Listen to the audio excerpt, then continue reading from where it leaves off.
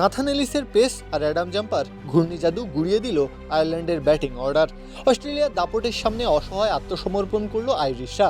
৬৭ রানের বড় ব্যবধানে ম্যাচ জিতে নিয়ে বিশ্বকাপ অভিযান শুরু করল অজিরা। এদিন টস জিতে ব্যাট করার সিদ্ধান্ত আসে অস্ট্রেলিয়া থেকে। নিয়মিত অধিনায়ক মিচেল মার্শ ছিটকে পড়ায় দায়িত্ব কাঁধে ওঠে ট্র্যাভিস হেডের। তবে শুরুটা ভুলে যাওয়ার মতোই হলো তার জন্য। দলীয় ৭ রানের মাথায় রান আউটে কাটা পড়ে ফিরতে হলো সাজঘরে। এরপর অবশ্য ঝড় তোলেন জশ ইংলিশ এবং ক্যামেরন গ্রিন। তবে হঠাৎ সে ঝড় থেমে যায়। নিয়মিত বিরতিতে উইকেট হারিয়ে কিছুটা বিপাকেই পড়ে যায় প্রতাপশালী অস্ট্রেলিয়া। সেখান থেকেই হাল ধরেন মার্কাস স্টয়নিস। তার ৪৫ রানের সুবাদে অস্ট্রেলিয়ার স্কোরবোর্ডে জমা পড়ে ১৮২ রান।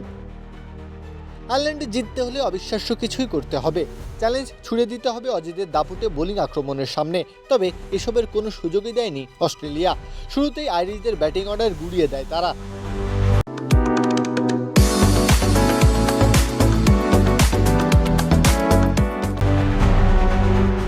বল হাতে নাথান এলিস ধারণ করেন রুদ্রমূর্তি। ৩.৫ ওভার বল করে মাত্র ১২ রান খরচায় নেন ৪ উইকেট। সতীর্থ অ্যাডাম জাম্পাও যোগ দেন উইকেট তোলার উৎসবে। বোলিং কোটা পূর্ণ করে ২৩ রানের বিনিময়ে নেন ৪ উইকেট। তাতেই ১১৫ রানেই শেষ হয়ে যায় আয়ারল্যান্ডের ইনিংস। অস্ট্রেলিয়া তুলে নেয় ৬৭ রানের বড় জয়। প্রত্যহ কাব্য, খেলা ৭১।